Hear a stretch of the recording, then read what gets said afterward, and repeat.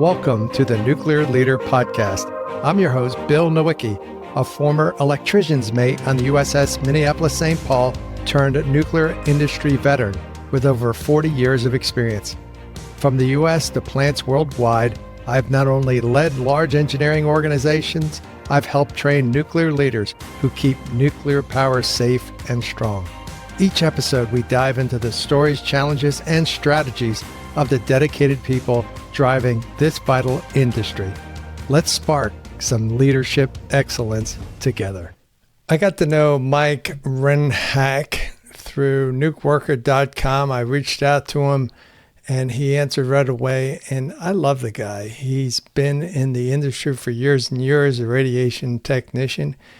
And I think you're going to get a lot out of this episode. It's not somebody high up like Lori Brady, but I love the people that support the nuclear industry throughout the years. And Mike is definitely one of those people. So here's Mike Rennhack. Great. I'm glad you could make time for me, Michael. Yeah, it's my pleasure. Now I'm excited to hear your story. All right. Where did you grow up? Oh, I grew up in Benton Harbor, Michigan. Really? Most people from that area say, I'm from the St. Joe area because Benton Harbor isn't that nice of a town. But I was just up there, believe it or not. There's a brand new Holiday Inn Express up there. I stayed when I was doing a seminar up at Palisades, the new Palisades. That's right. My friends at Palisades. Yeah. Did your folks work in the nuclear industry? How did you end up getting started in the industry? I have a brother that was an electrician that worked at Farley. Like, I grew up here in Benton Harbor, Michigan, and he was a brother from my father's first marriage. And so he's much older, and he was already out of the house, married and whatnot. And he was working at Farley as an electrician. And so I just found that interest, like, oh, wow, nuclear. What's that mean? And what's that all about? And as a little kid, seeing a big brother come around, that was neat. Yeah, no, my dad just, when I was younger, before I was born, he was a carpenter. And then when I came along, he quit his carpentry job to get a job with insurance because I had a lot of allergies and health issues as a child. So he needed something that was more stable for raising a family. They got a job at a auto part manufacturing place where they heat treat auto parts. Anyways, that's Michigan. That's what they do, right? Yeah, I was shocked at how many factories and things support car parts and all that good stuff. And in our area, there's a lot of tool and die shops. Yeah. So that planted the seed. But it was after I graduated in 1989, a friend of mine saw an ad in the newspaper because 89, that's before the internet. Right. And a lot of other things. He said that a company named Westinghouse was hiring deconners at DC Cut. And he was going to go get an application. I don't know if I needed one. And I had just graduated high school, didn't have the money for college. And so I was just working 30 hours a week looking for a better job. So we got 2 applications. I had gone to Lutheran private schools as a child, and it's a bit of a college prep, but a seminary, teach to be a communicator. And when I got the application, I asked my mom for help, or maybe I just used the lessons that she had taught me. I don't remember now. But I put it in the typewriter, and I typed in all the answers on the application. And graduated June 4th. And sometime in July 14th, maybe mid-July, I got hired at the nuclear plant. There was a site coordinator. His name was Danny Haynes. And he had rolled over from Hydro Nuclear. Back in the day, all these companies were changing hands pretty often. Yeah. And he was a part of the Hydro Nuclear folks. But he was Westinghouse at that moment. He apologized that it took so long. It was like 6 weeks from the time he put in the application. But you and I know that's not a long time for nuclear power. No. But the funny thing is my friend did not get hired. Yeah, so he probably just scratched his name on his. I have no idea. What ended up happening with him? Do you know? A few years later, he did get a job, I think, doing ice condenser work. And he did a couple of those. But he's not in the nuclear industry. He's just got a regular old local job. Yeah. And for those who haven't heard the term, Westinghouse came up with this great idea of putting ice in containment to make it smaller, save on concrete, I think was the plan. Yes, And it would squash the steam bubble if you ever had the accident. that's correct. Yeah. And little did they know that would create so many jobs in the future. Weighing baskets every outage, making sure they have the right amount of chlorinated ice in there. So yeah, DC Cook is one of 3 nuclear plants in the United Yeah, it was at McGuire where the other ones, it was the worst containment I ever been in. I was at Calvert. We could play golf in there, and McGuire was terrible getting around. Yeah, so DC Cook was my first nuclear plant. Palisades was my second. Then I came back to DC Cook. I was a contractor for about 30 years. I worked at 50 different nuclear facilities. I worked at DOE, DOD, commercial nuclear power, small mom and pop shops where they make aircraft parts, metal. Decommissionings and Marson surveys were some of my specialties. I was a rad engineer. What's a Marson survey? MARSSIM. It's multi-agency site survey information manual. And it came out after New Reg 5849. That's the grandfather of decommissioning protocols. Jim Berger, who I studied under to learn decommissioning. But the MARSIM, they came out with, because New Reg 5849. So again, my background is rad. I was decon, then an RP tech, and then a rad engineer. And a lot of that was cleaning up nuclear waste sites. So I've got a lot of decommissioning experience. New Reg 5849 was the original prescription on how to decommission a facility, to survey it to prove that there's no radioactive material there. And it was based on one smear and one direct measurement per square meter. And there was class 1, class 2, class 3 type of things, I guess, maybe. But anyways, it was mostly just take a smear and a direct, and then, of course, you do a scan as well. That's a small area. Yeah. Square yard almost. And but that was accepted by the NRC and then by proxy the DOE later. And interesting thing, most new regs have 30 or 40 or 50 names as contributors to these things. There's only one name on New Reg 5849. There's a gentleman named Jim Berger. Wow. I'm a little bit of a fanboy because he's a guy. Anyways, what was it about him? He's just a smart guy. He's Energizer Bunny. Right. So after he was well established in the business and towards the end of his career, he's written all these things. He's designed instruments. He was the foremost expert in the godfather of decommissionings. He still would go out in the field and do the surveys himself quite often. So I'd go out to facilities with him as understudy and help him write up the survey plans and assessments and the final state of survey reports. But somebody still has to swing the meter and take the samples. And often we'd hire technicians to help with that. But he led by example. He was out there doing the job. He was out there checking the instruments in the mornings, doing the QC checks and writing up the protocols for that and everything else.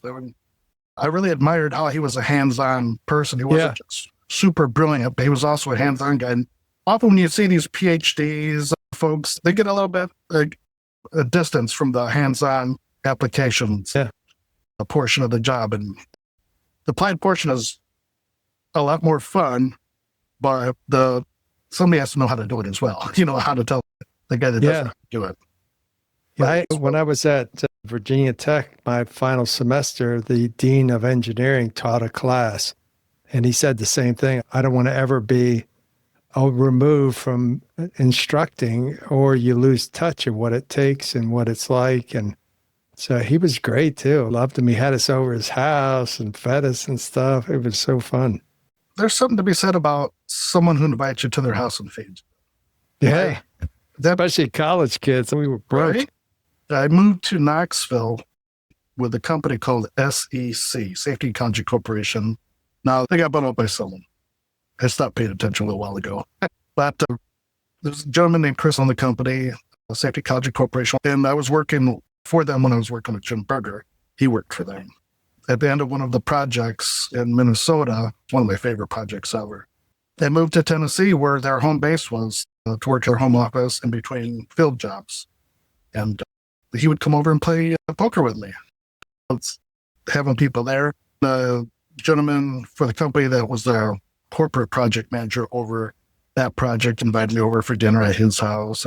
And I really enjoyed the family feeling of that company. It was really nice. In fact, the owner, Chris, invited us over to his house as well. So I like that. It's always nice when you have those companies. I'm curious, Michael, based on your story, why not settle down at one plant? Obviously, and there's enough work to do surveys. Why did you decide to go on the road? I was a contractor and contracts end. And if your job is to survey a facility for decommissioning, when you do all the surveys and you terminate the license, there's no longer a need for you to be there. So your whole reason to exist is to work yourself out of a job and then go to the next Gotcha. one. The idea is to get it back online and work yourself out of a job. Yeah, you focused on decommissioning. I was telling somebody funny, but I was like, we should have a nuclear AIDS quilt with all the plants that have shut down. Let's see how many you can name. I'll start. Let's go back and forth. Trojan. Big Rock Point. Vermont Yankee. Vermont Yankee is one of my favorites. I'm sad that they're shut down because there's another one that left too early. Yeah. Yankee Rose, one that I helped decommission. Maine Yankee. Yeah. That's up there, Haddam Neck, right? Anyways, Zion, another one that closed too early. Oh, yeah. Yeah. Gosh, Indian Point. Are we counting places that are just shut down or places that are fully decommissioned? That's a good point. Because some of these, there's a chance to turn them back on. Because you can say 3 Mile Island or Unit 1. Yeah, that's true. 3 Mile Island Unit 2. Unit 1, it looks like it get turned back on. Yeah. There's no chance of coming back. It's funny. I don't know if people recognize that sometimes, but yeah, you're right. I was thinking just keep on rolling. I would just had one popped in my head. Oh, what was one? San Onofre? Yeah. They almost got Diablo Canyon, but it stuck up long enough to get the Renaissance. Yeah. Diablo Canyon is another one that's shut down for now, but probably going to get restarted. Much like Palisades that you mentioned earlier, it was shut down. I think it is running. I think it was on the chopping block, but the governor came up, but it was like 11th hour. I meant Duane Arm. Oh, yeah, that got wiped out, and it's 11th hour by a derecho, which I don't even know what those were. But yeah, now it's talking about coming back. So you've worked all these different places. It's crazy. I worked at most of them. How about the one I was thinking about is Lilco? Yeah. Shoreham. Yeah. So I didn't work at Shoreham, but that's like the worst story, right? They never put my God. A lot of electricity on the grid. They built that, and then they had to shut it down because they didn't like the E-plan. I worked in emergency preparedness for 7 years, so I know a little bit about E-plan. But I was out there at Brookhaven National Lab out on Long Island, real close to Shoreham. So I was out there. I was commissioning the relativistic heavy ion collider, the RAY. And I used to pick jobs when I was traveling around. I'd either do the same job for more money or a different job for the same amount of money so I could learn more. And that was my first, I believe, job at a particle accelerator, which was a lot of fun. So they have the relativistic heavy ion collider.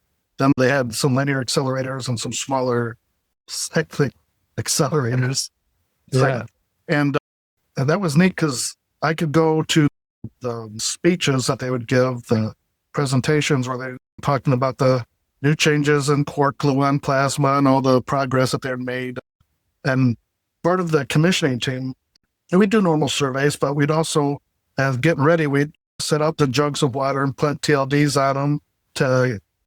The jugs of water, of course, represents your body for the backscatter. A lot of people don't realize that the TLDs, the thermoluminescent oscillators or OSLDs, whatever you're using, it doesn't just get the radiation coming at it, but it goes into your body, interacts with your body, and there's backscatter. It gives off radiation. So to get an accurate reading of what the accelerator is giving off, if there's any leaks, you had to do that. And then the detectors were so amazing. So they're at, if you're on a clock dials, 12, 6, 3, and 9, were the locations of the detector arrays for this particle accelerator. In order to not overwhelm these supercomputers with all the data coming in, the lengths of the cables would be slightly different to delay the entry of the data coming into the computer so as to not overwhelm it. the brilliance that it takes Yeah, to no put kidding. into this. And then at each of the 3 spots, there was different types of detectors. One of them might have been a scintillator, and another one a proportional meter, et cetera, et cetera. But it wasn't just one, obviously. It was an array of thousands of them in a tube so large you could drive a semi through it. And then in the middle of this concrete tunnel is the smaller, that looks a lot like a steam pipe, where the particle accelerator is, where the actual particles are traveling through. And for anybody that doesn't know what a relativistic heavy ion collider is, relativistic means it's near the speed of light, like relativity. And then heavy ion, they would take ions mean it's the particle without its cloud, basically. It's not happy. It's not stable. So there's the nucleus of gold ions because it's heavy. That's the heavy part of the heavy ion. And then collider speaks for itself. They put them in different directions. They slam into each other, see what happens. Make magic. So it was a lot of fun and interesting learning about the heavy ion collider, something that you don't get to see if you're working a refueling outage at a commercial nuclear power plant or surveying thoriated metal in an aircraft facility. So it's been interesting. I worked at Los Alamos National Labs where I was in a plutonium filter plutonium that also had contact explosive percolates, where if you step on them, the shock of that could explode. And plutonium, I'm going to cough here for a second. Let me find my mute button. Okay, so plutonium, your annual limit on intake for plutonium is 4 dpm alpha. And a DPM is pretty close to 1 click on a little Geiger counter. Click, that's all you can have for the year. And your annual limit of intake isn't based just on the radioactive constituent. It's based on all hazards. And plutonium, it's one of the most toxic substances on Earth. It's very poisonous. And so that limit is actually based on the poison, not on the radiation, because 4 dpm of alpha of anything else isn't a big deal. So 4 dpm is your annual limit. And they would go into these rooms to try to survey them. And the sign on the outside of the room would say, danger, UTM, untold millions of dpm of plutonium. So it was so much that it was off of any scale of any detector ever created. That's a lot. It is. Yeah, so I've been to some amazing places. Other things I saw neat at Los Alamos was just driving around because I'm a nuclear nerd. Tourist. Right. And then in the canyons, you would see little plaques saying, hey, don't dig here until 3036. Oh, wow. In Oak Ridge, they have similar signs at the ponds and rivers and creeks and stuff, telling you not to hunt or fish or there, things like that. So these are where the nuclear industry were born. Yeah. So you got to see like ground zero, the first nuclear explosion? Yes. So that's, mostly they designed them at Los Alamos. They blew up in Nevada test site. Okay. That was up in a Nevada test site as well. And it's divided up into technical areas, TA2, TA3, TA4, and they each have their specialty. Maybe one is where the mess hall is. They had housing there and barracks and things like that. One of the technical areas is TA51. Area 51. So you drive through Nevada test site to access Area 51. That's the only access via road to Area 51, Nevada test site. And then you have to go through a second security way far deep and up in the backs of the test sites. And that's a place that has all the craters from all the detonations. And that's neat. I was there to support them back drilling operations, which is What's that? Okay. We do our underground nuclear tests, right? It detonates. And the craters, of course, are when the dirt falls down to fill the hole that's evaporated. All the ground is evaporated from the nuclear explosion. Now it's big void cavity. And so all the dirt falls down and that causes the crater. And they drove on an angle, roughly a 45-degree angle, but whatever the angle is, down to where they figure the bottom of the crater is, where the hole is, or where the material is. And they take samples from that to see if the detonation happened like they expected it to, like they planned it to. And that's how they determine if these bombs worked and what they needed to change. The interesting thing is, as a radiological professional, your instrument rates in unquantified activity. Click. And in order to know how much of what you're seeing, you have to know what the isotope, where the nuclide is that you're seeing. And they can't tell you what nuclides there are, so you don't know what kind of efficiency to attach to it. Using a regular Geiger counter as a common rule of thumb is 10% efficient at a nuclear power plant, but it's really more like 12 or 14 or whatever percent efficient. And of course, it just depends on the size of the instrument face and all these things. But so efficiency is a complicated matter. But they couldn't tell you what mixture was in there, so you couldn't calculate an efficiency to tell them an accurate amount of how much was there. So you could only put it in basically units of clicks. We call it counts per minute, which is just how many clicks per minute that the Geiger counter is making. Click, okay, get 10 clicks. And so that was interesting. That it was so secret that they couldn't even tell us to do our job safely. We did it safely, but quantitatively. Yeah. It was just qualitative instead of quantitative. And they would also poison the trash. And by poisoning, they would mix things in there so that if anybody were to go through the trash, they wouldn't even know what the waste stream looked like. Because when you ship things off to a waste disposal site, you have a waste stream and you have to tell them what nuclides are there as well. Of course, the DOE has their own private waste disposal sites, but they still poison the waste stream so that it's unknown what's actually in there. So that even if our friends were to look at it, they wouldn't know what's in there. Even our enemies, of course. That's crazy. Yeah, it's a whole new world or a whole world underneath that. My question, though, is I was curious why you didn't settle down and you decided, I understand what you're saying, decommissioning, but why didn't you say, let me just go and work in one of these plants and RP and call it a day? Because traveling's not fun and easy, and I'm sure it works shifts. That is the understatement, let me tell you. And as a contractor, there's typically no benefits, no insurance to speak of, at least not affordable, no matching 401ks or pension. I had applied a few times at power plants, but not too many times. And I didn't get an interview, I think, in my younger age. And then I was just in the system and they call you up, say, can you go here now? Can you go here now? Can you go here now?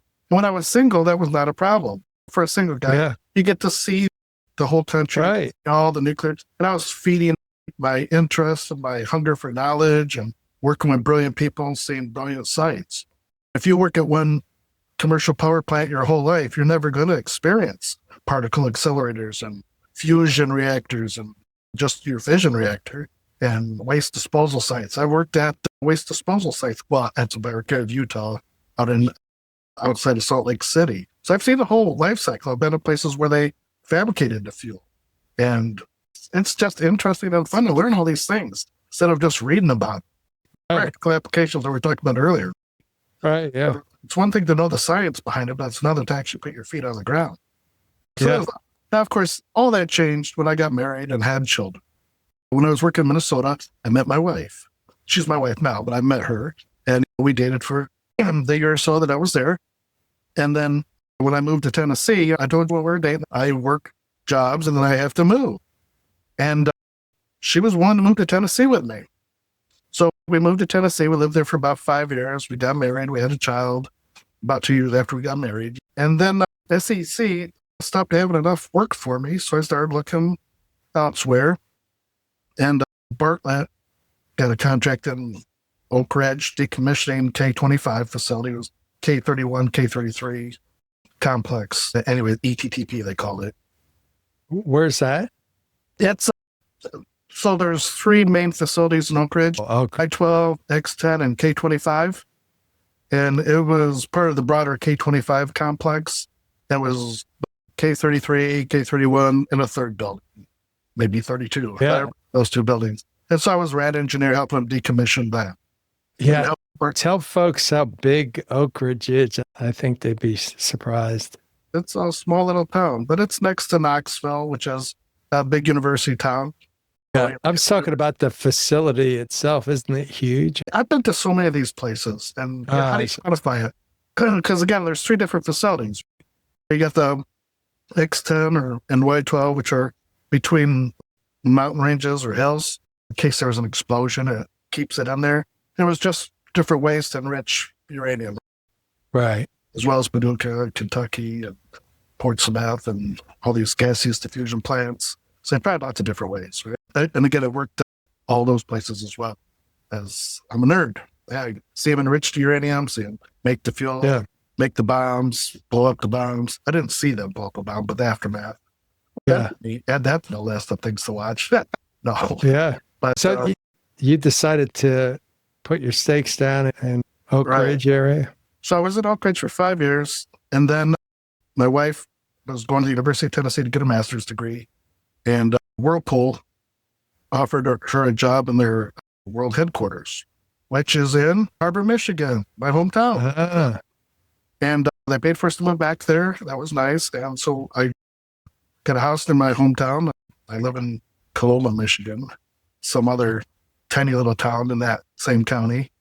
And because it's halfway between two nuclear power plants, DC Cook and Powell plants, my first two nuclear power plants. And working nuclear power, was like a lot of other things. You never forget your first. Hey, I was in the field, and getting a call to get a status would drive me crazy. It pulls you away from the work, and you can get root causes and apparent causes because you get distracted. You don't need to do that. There's real-time updates. Just contact my friends at Next Axiom, and they'll step you through how they can implement that at your company and out in the field.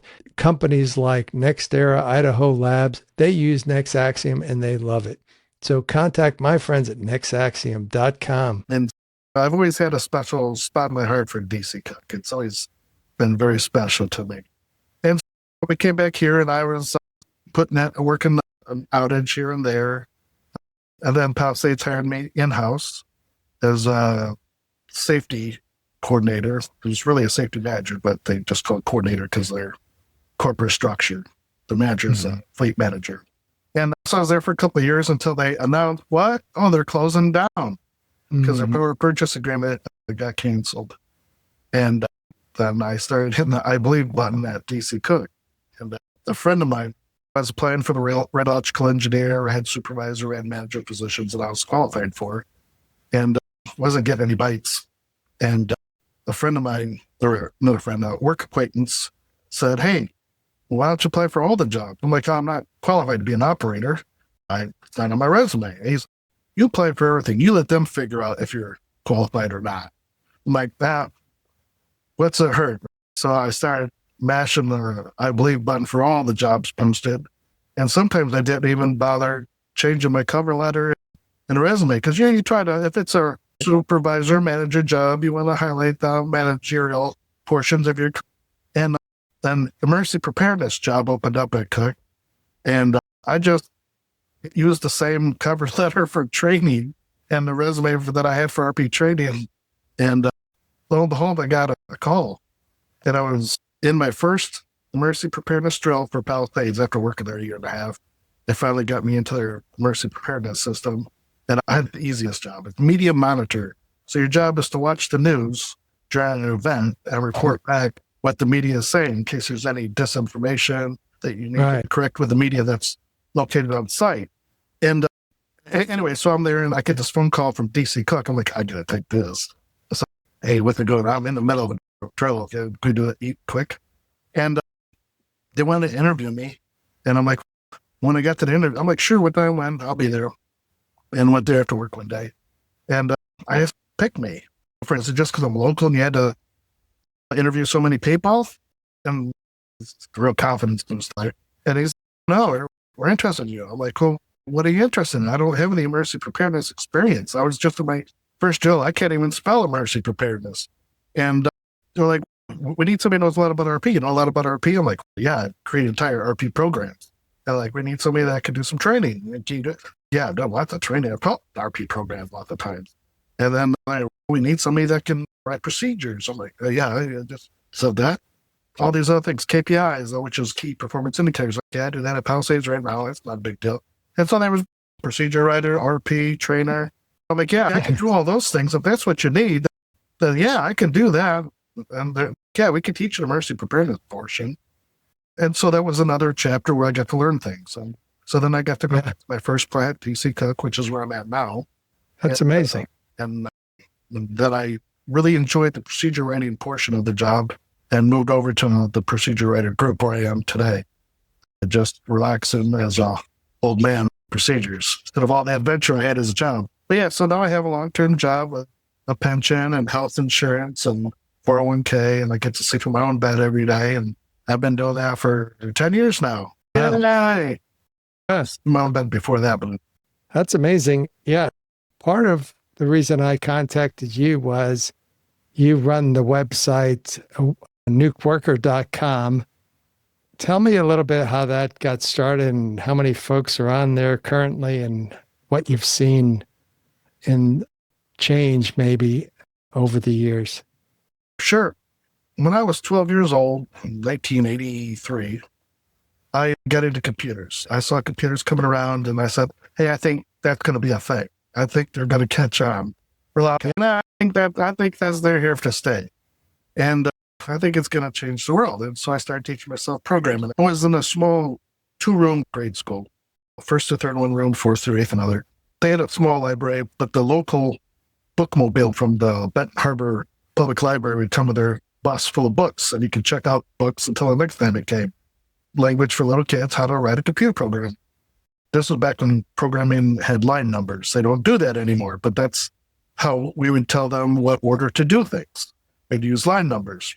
10, print your name, 20, go to 10, and then just print your name over and over. And then, okay, like inputs and things like that. And then I'd check out another book that had a bigger program, and they didn't have a computer. So I would go to the local mall back when malls existed, the Radio Shack, when Radio Shacks existed, and get out the old Tandy color computer, the Coco, and program on there.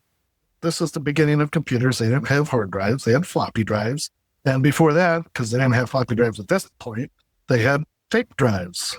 So the manager of the store took pity on me and would put a cassette tape in there and recorded the program I had. And he would help me debug. I'm like, I can't get this program to work. I keep there and can't figure it out. He'd like, you got the comma in the wrong spot. Because isn't that most computer programming is you got some sort of comma or quotation mark or parentheses or some sort of mark like that in the wrong place, and that gums up the whole works.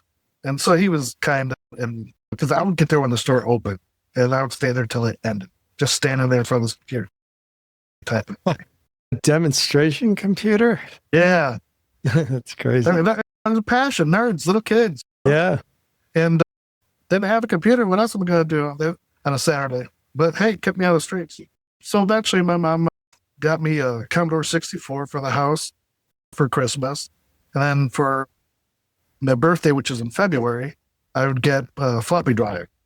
So for a couple months, I was just typing on it and can't save it. You can't load it.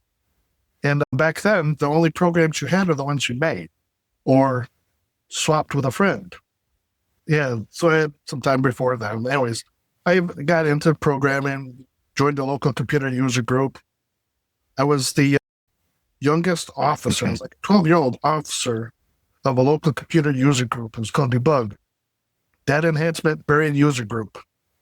I started swapping programs with them. I became the librarian. That way I would have all the programs. I could copy all the ones I wanted and have a big library of computer programs. And because that's all you could do back then. That's before the internet. And then I started a bulletin, and I was at one of the other people's house, trading programs with them, and I saw them, they were online. And I'm like, what's this? And they had a modem. I'm like, what's a modem? They're like, you use it to call another computer. I'm like, call another computer? You can do that? I'm like, where are you calling?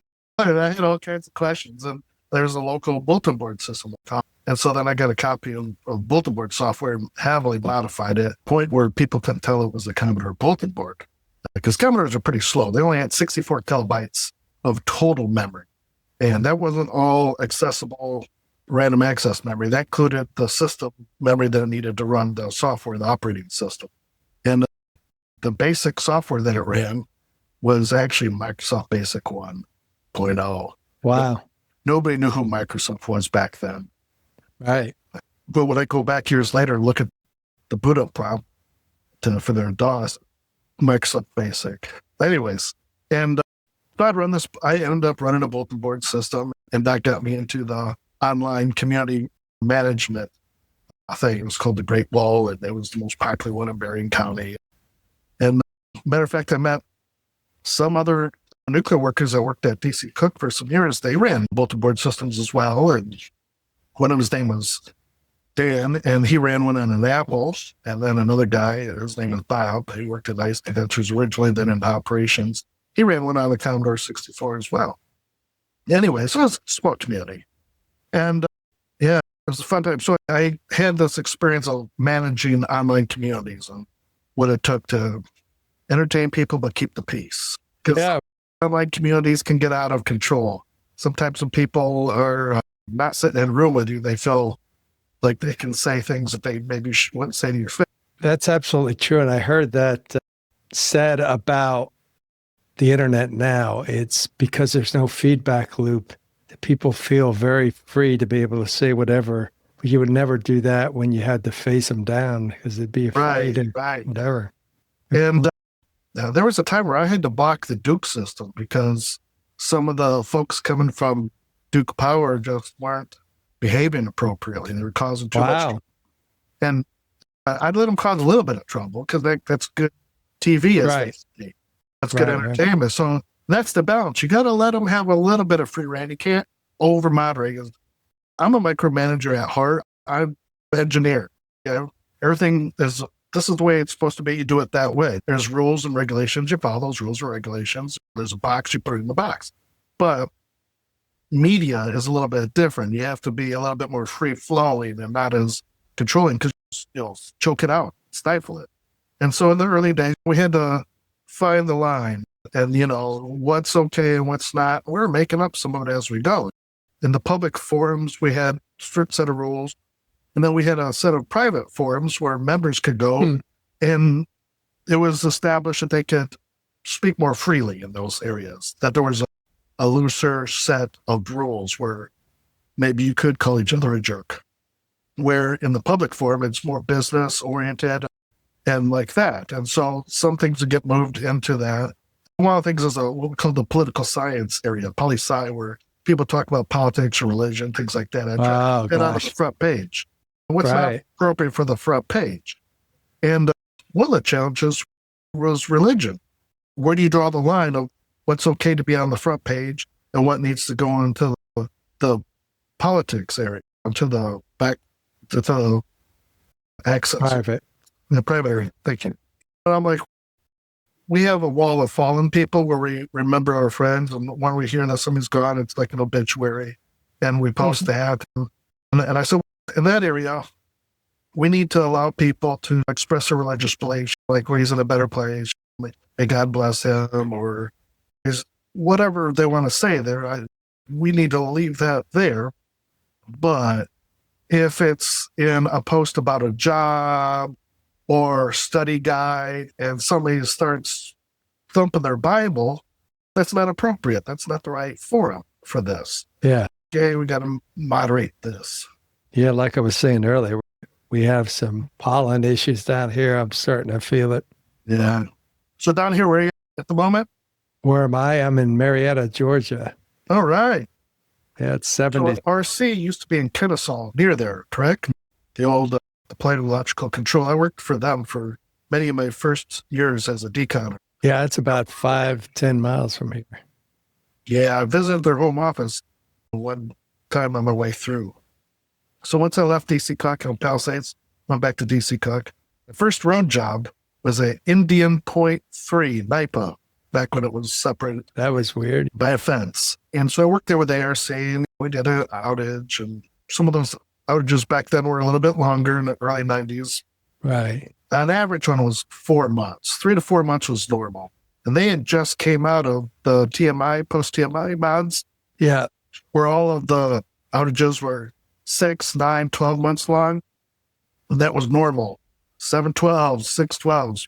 When I got into traveling, it was more like 3 to 4 months, 6/12s, and then they backed it down to 5/12s. And then at one point, they started doing 30-day outages. And South Texas project was one of my favorite places to go as a decon.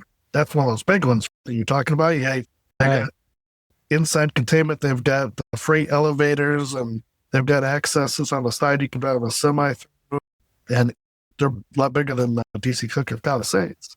And I was at South Texas, and they had a 30-day outage, which was right after they had got shut down in the middle of one outage for about a year. The NRC took their keys away from them in the middle of an outage, and they kept everybody on because they were going to get their keys back in. Turn this around. Yeah, turn around. So they were afraid if they let people go, then they wouldn't get them all back. They were all trained, and we were in hot standby for a year. And so a lot of JPMs got done, preventative measures got done, a lot of inspections, ISIs, 10-year ISI. Let's do it now. So then we don't have to do it for 10 years. And that's South Texas Project was young. This was only their second and third refilling outages, right? And it was still clean. The table was clean. There was not a contaminated area outside of the bioshield. So the common areas where you could walk in street clothes and in the containment building. That's not a normal thing. Right. Most of those contaminants, the whole thing's contaminated. But I forgot what got me. Oh, yeah, when they cut it down to 30 days, I'm like, I'll never be back here again. A longer outage. I can't make any money working 4 weeks. Yeah. And lo and behold, that's the new normal. Now an outage is roughly 30 days, almost everywhere. Yeah. Almost everywhere. In some places, like in Exxon for sure, they can do 14-day outages. Yeah. They worked at Byron and Braidwood, and I was at Byron. They did a 14-day outage. So back to your nukeworker.com. So you worked your way toward knowing the business seed was there, which is, where's my next plant? Where's my next job? So I had the background of a community, and then I had working in a nuclear power plant. How can I put these two things together? Traveling around, the next stage from running the BBS on a Commodore 64 was IBM compatibles became mainstream with Windows 95. An IBM computer with a Pentium chip and a Windows 95, because Commodores are pretty much dead by then, no matter how many Band-Aids I put on it, how many upgrades I made. Changing it from 1 megahertz to 4 megahertz, not gigahertz. And shoving a hard drive in there and all kinds of things. At some point, you got to give it up. And so then I switched over to a Windows machine. And around that time, the internet was starting to get traction. And that was the very beginning where Yahoo was a literal directory, handmade. And that was the best because it was hand curated. AOL. And then you had all the crazy search engines like AltaVista and stuff that was just garbage before Google existed. And there wasn't that many websites. Companies didn't have websites. Universities had websites, and a couple entertainment places had websites. And other than that, it was just weird people like me making like vanity sites. And so I did. I tried to teach myself how to make a website because that's the next best big thing, right? You have computers and you have the internet. And I'm like, this internet thing's going to be something someday. And so I started teaching myself HTML, and I tell you, I had a vanity site, still do somewhere. Page had my face, and then there's links to other pages about my interests. I used to collect Zippo lighters. I used to be into martial arts when I was a kid. I used to write poems to girls in high school that didn't like me. And I'm like, please love me, on your normal hobbies. And then there was a page for my nuclear interest, right? So the different sites I'd been to, a little bit about them. And you put a little page counter on each of those, and lo and behold, the pages that had something to do with nuclear got a lot more hits. Everything else would get 1 to 3, and that would get 10 or 20. And so then I started adding to that, making more content for the nuclear portion until it got to be too big to be housed in my free little dial-up services. They'd all give you like 5 megabytes of online space. Right. Their company / your username. And so I'm like, okay, I'm going to have to make a website just for this nuclear material for the hobby. And came up with the name of Nuke Worker. It was the AOL screen name of a guy named Bob Reese that I used to work with. And again, that was back when AOL was a thing, and their instant messenger was the dominant messaging service, and how that's changed through the years. And his screen name was Nuke Worker, and he had a license plate Nuke Worker. And I liked it a lot, so I used it. And worker.com was born. And so that's how we got the name. So that's technically the name of our logo, the little guy in the corner. His name is Bob, in memory of Bob Reese. who's not with us. Cool. Anyways, that's how they got its name. And so it grew too big to be Rennhack.net. So I made it Nuke Worker. And again, the beginning of Nuke Worker was the beginning of the internet. 1999. It was still crazy back then, the internet. And so we were really popular because there wasn't any information. And if you wanted to look for another job for the contractors, you had to call a company. And let's say you got hired into your local nuclear plant. Who has the contract somewhere else? And how much do they pay? And they would pay different people different amounts of money. There was no sharing of information. And people were afraid to give you numbers of the companies that would hire workers because if they hire you, they might not hire me. And I always believed in sharing information, right? If you're a good person, you work hard, they're going to hire you.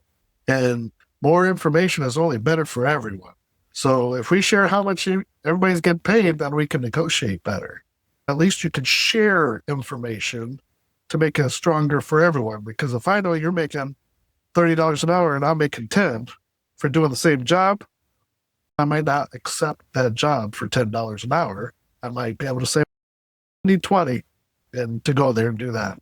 So that was how I was trying to help the nuclear industry. And then share whatever I needed for my job with everyone else. We got the message board for the community portion, and then we started making a photo gallery to show your photos, something to draw folks in, and then the study guide section where when I'd make a study guide for myself, I would share it with everyone else because you have to take practice tests. All day I wasn't coughing. I'm like, yes, finally a day where I'm not coughing. It's going to be great for this conversation. Yeah. And then that medicine must have wore off. Anyway. Well, you're talking a lot too, which irritates things. A lot of talking. I'm a talker. I've been practicing for this my whole life. So I made the website to share information with other people that I needed myself. So I knew nuclear workers needed this. So we do. We still have an online practice test for the RP fundamentals exams. And for the DOE, they call it RCT, core exam. And then end up making study guides and publishing books, and they're on Amazon, and you can buy them to help you study for and pass these tests. I got the cram notes where it just boils it down to the most important stuff. Because there's already study guides that tell you the building blocks of how nuclear physics works and electrical physics or radiation protection work. The building blocks. And that is great for learning how and why. But those are 500-page tomes. Sometimes it's nice to say, these are the actual objectives for the test. And these are 3 possible things in that big tome that might answer those objectives. Focus on these. Because there's like a whole chapter for the Northeast Utilities exam, which is the name of the commercial power plant exam before the current one, the last version. Now it's called Radiation Protection Fundamentals, I think, RP Fundamentals, RP Fun. And RP Fun. And so was the Northeast Utility Study Guides, and then it was the NUF, Nuclear Utilities Fundamentals. And so for this, there's this big chapter on and a lot of RPs, they're high school graduates that maybe even had challenges in high school. So maybe biology is a sauce. And so they maybe spent 2-3 weeks studying this chapter, trying to figure out all there is to know on this. And it turns out there's one question on that whole 20-page chapter, and it's about the biological effective half-life. If you know that's the only objective for the test, then you can focus on effective half-life, which is great practical information to know.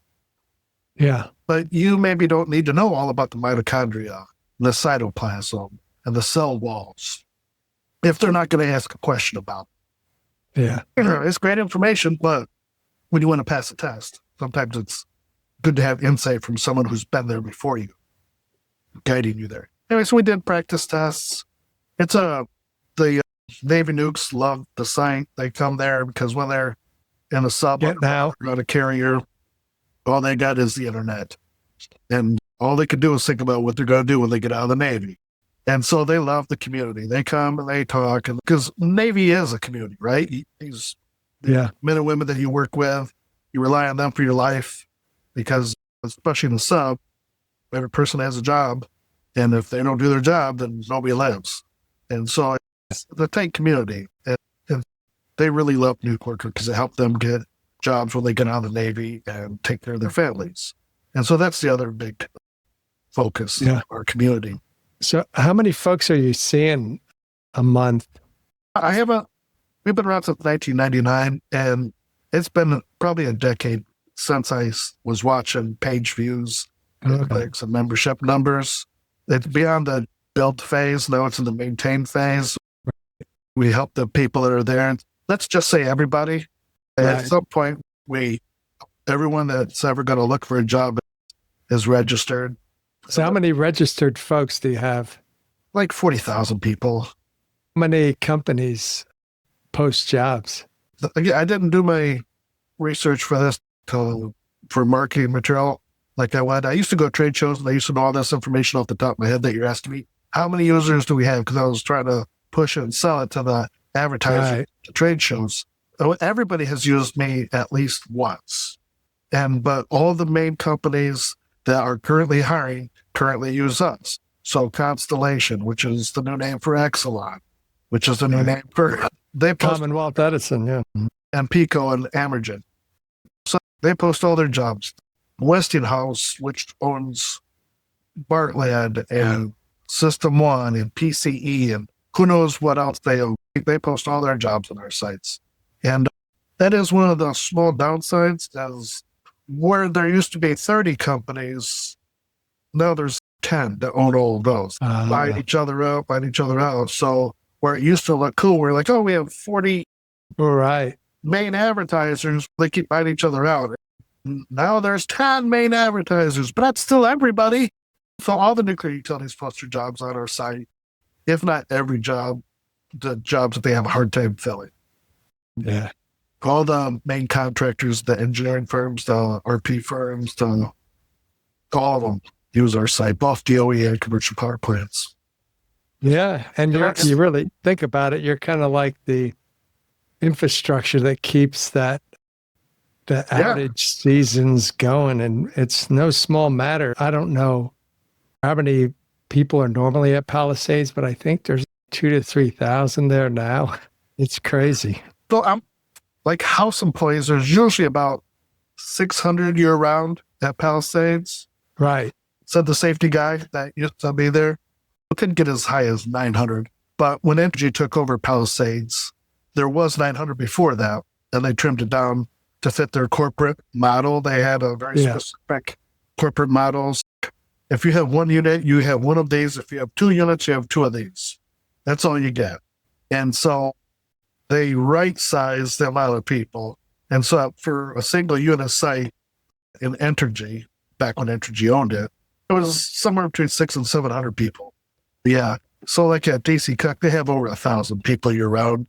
And then for outages, they bring in 2,000-3,000 more. Yeah. So I don't know how we can wrap this up. It's a great way to look at the world, which is you don't make $1 million on this site, but it's a great resource. It's a labor of love, like you told me about in the pre-interview I did. I want to thank you for doing that. Just think of all the connections you've made between people that are willing to work and the ones that are where they need to go. Yeah.